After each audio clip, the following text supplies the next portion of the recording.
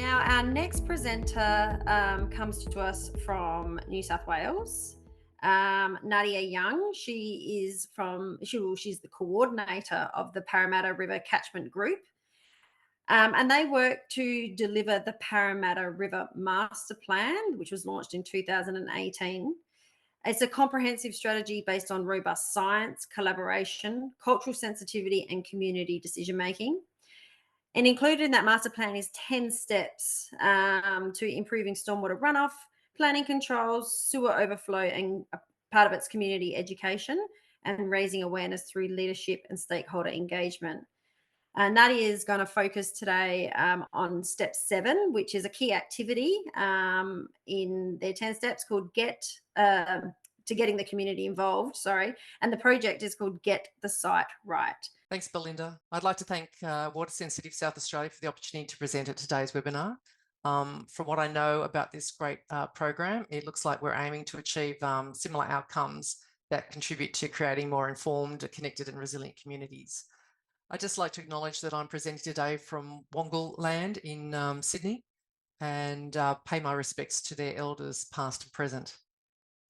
Today I'm just going to provide a brief overview on the Parramatta River Catchment Group and the work we've been doing to date to improve waterway and ecological health of the river, and then talk a little bit more about one of our key campaigns called Get the Site Right. But I'd explain a little bit about the Parramatta River Catchment, which is approximately 266 square kilometres in size and spans 11 local government areas. The river is approximately 21 kilometres in length and extends from Blacktown Creek in Western Sydney to where it meets the Lane Cove River near Cockatoo Island, which some of you might be familiar with, and flows into Sydney Harbour. We have 13 financial members, which are made up of 10 of the 11 councils in the catchment and 3 state government agencies, Sydney Water, the EPA and the New South Wales Department of Planning and Environment. The PRCG was established in 2006 as an alliance that are working together on initiatives to improve water and ecological health outcomes and livability for the community in our catchment. In 2014, we launched the Our Living River initiative with a new vision, purpose and mission, which was to make the Parramatta River swimmable by 2025. And then to follow up in 2018, as Belinda said, we launched our master plan for the river, Dububudubara, 10 Steps to a Living River, that outlines the actions that are required to improve the health of the catchment, such as better management of stormwater and wastewater, protecting and restoring wildlife habitat, and educating and empowering the community to help care for the river. I've just put up this slide just to show you some of the swim sites that we have opened in the last year or so, and also others that are in the works to open the next couple of years. The one on the top left corner at Bayview Park Concord was opened in November of last year, and that was the first site in more than 50 years to open on the river estuary. We currently have 4 other sites that are already open on the river, but they were open sort of some time ago, including the iconic Dawn Fraser Baths, which is the oldest swimming baths in Australia.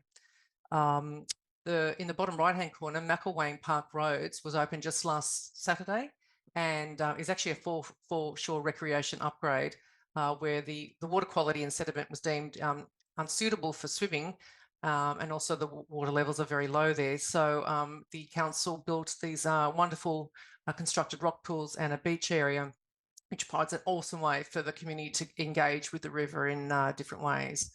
And then in the next 12 months, we'll have 2 more sites opening, one at Bedlam Bay at Gladesville, Putney Park, which is actually not shown on the screen, and then Callum Point at Lilyfield, which is, as you can see on the bottom left-hand corner, a deep water swimming lanes activation. So the Get the Site Right campaign, which I'll explain shortly, sits mainly under step 4 of the master plan, which is reduce stormwater runoff.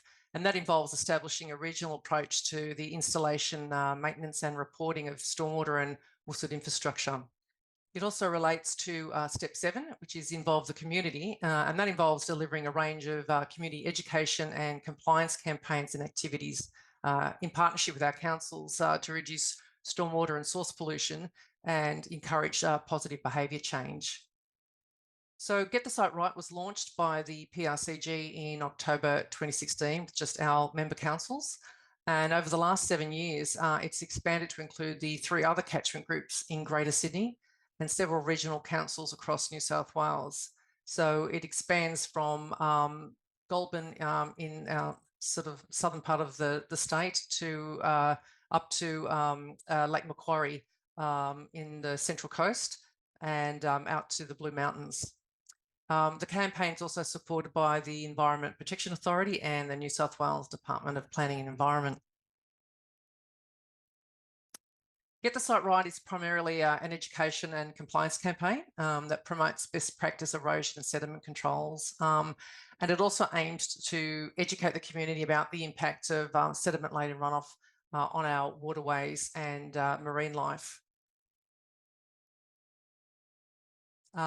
We hold 2 campaigns a year. The first one is held in May as a month-long campaign that includes a dedicated Blitz Day when all the council rangers go out in force to conduct inspections. The second campaign is held in October and runs for a week where council staff can conduct inspections anytime during that week. We also provide regular education and training for our council staff and run erosion and sediment control update sessions with specialised staff, particularly for new staff or staff needing a refresher in the lead up to campaigns each year. We've also put together sort of a suite of educational promotional resources and material for councils to use and hand out to builders and developers, including an example you can see in the background there, an example of a poster flyer that shows examples of good and bad erosion and sediment controls on sites. We're looking in the next year to actually translate that into different languages, just so it's got sort of far wider use and engagement. We've also put together a whole social media pack for our councils to use and promote the campaign through to their residents. And also we run a media campaign sort of in conjunction with the EPA. So the key inspection data that we collect for each campaign includes the number of sites inspected, the number of inspections, including how many sites were inspected more than once, if the site's compliant, what types of erosion and sediment control erosion issues are on the site, and what type of regulatory action was taken by each council. This is just an example of some of the erosion and sediment control issues that we see on sites, including sediment tracking off the site, poor stabilisation of site entry and exit points, damaged sediment socks or no sediment socks to prevent runoff, and then sort of poor containment of loose litter on sites. So just to explain in terms of how we report on the results, and again to promote, just to emphasise the point that Get This Right is promoted primarily as an education and compliance campaign. We give the builders an opportunity to update or improve their site after an initial inspection, because we feel that education is the best way to get better compliance on sites long term. And it's only after they've seen to be non-compliant on the second inspection is there the possibility of issuing fines. In saying that, it's not intended as a revenue raising exercise. This is primarily an education compliance campaign first. We report on all our results collectively as one campaign, because we don't want, particularly the media, to compare one council's results against another.